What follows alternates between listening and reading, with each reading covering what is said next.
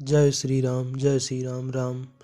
विनम्रता की जीत। सुबह मेघनाद से लक्ष्मण का अंतिम युद्ध होने वाला था। वह मेघनाद जो अब तक अभिजीत था, जिसकी भुजाओं के बल पर रावण युद्ध कर रहा था, अप्रतिम योद्धा जिसके पास सभी दिव्यास्त्र थे।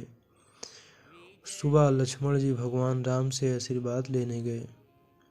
उस समय भगवान राम पूजा कर रहे थे। पूजा समाप्ति के पश्चात प्रभु श्री राम ने हनुमान जी से पूछा, अभी कितना समय है युद्ध होने में? हनुमान जी ने कहा, प्रभु अभी कुछ समय है, यह तो प्रातः काल है। भगवान राम ने लक्ष्मण जी से कहा, यह पात्र लो और भिक्षा मांग कर लाओ। जो पहला व्यक्ति मिले उसी से कुछ अन्न मांग लेना। सभी बड़े आश्चर्य में पड़ गए। आशीर्वाद की जगह भिक्षा, लेकिन लक्ष्मण जी को जाना ही था। लक्ष्मण जी जब भिक्षा मांगने के लिए निकले तो उन्हें सबसे पहले रावण का एक सैनिक मिल गया। आज्ञा अनुसार मांगना ही था। यदि भगवान की आज्ञा न होती तो उस सैनिक को लक्ष्मण जी वहीं मार देते, परंतु वह उससे भिक्षा मांगते हैं। सैनिक ने अपनी रसद से लक्ष्मण जी को कुछ अन्न दे दिए। लक्ष्मण जी ने वह अन्न लेकर भगवान राम को अर्पित कर दिए। तत्पश्चात भगवान राम ने उन्हें आशीर्वाद दिया, विजयी भव। भिक्षा का मर्म किसी की समझ में नहीं आया, कोई पूछ भी नहीं सकता था।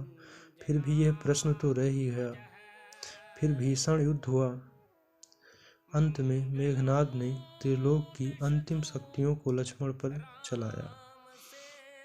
ब्रह्मास्त्र, पाशुपतास्त्र, सुदर्शन चक्र, इन अस्त्रों की कोई काट न थी। लक्ष्मण जी ने सिर झुकाकर इन अस्त्रों को प्रणाम किया। सभी अस्त्र उनको आशीर्वाद देकर वापस चले गए। उसके बाद राम का ध्यान करके लक्ष्मण जी ने मेघनाद पर बाण चलाया। वह हंसने लगा और उसका सिर कटकर जमीन पर गिर गया और उसकी मृत्यु हो गई। उसी दिन संध्याकालीन समय भगवान राम शिव की आराधना कर रहे थे। वह प्रश्न तो अब तक रह ही गया था। हनुमान जी ने पूछ ही लिया, प्रभु वो भिक्षा का मर्म क्या है? भगवान मुस्कुराने लगे, बोले, मैं लक्ष्मण को जानता हूँ। वह बहुत अत्यंत क्रोधी है, लेकिन युद्ध में बहुत ही विनम्रता की आवश्यकता पड़ती है। विजयी तो वही होता है जो विनम्र होता है। मैं जानता था मेघनाद ब्रह्मांड की चिंता नहीं करेगा। वो युद्ध जीतने के लिए दिव्यास्त्रों का प्रयोग करेगा। इन अमोघ शक्तियों के सामने विनम्रता ही काम कर सकती थी। इसलिए मैंने लक्ष्मण को सुबह झुकना सिखाया। एक वीर शक्तिशाली व्यक्ति जब भिक्षा मांगेगा तो विनम्रता स्वयं प्रवाहित होगी।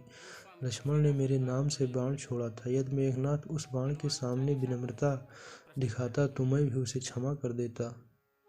भगवान श्री रामचंद्र जी एक महान राजा के साथ अद्वितीय सेनापति भी थे।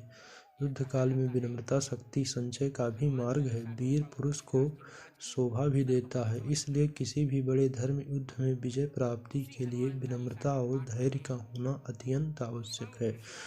जय श्री राम। हर हर हर महादेव। बोलो जय श्री राम। सीताराम।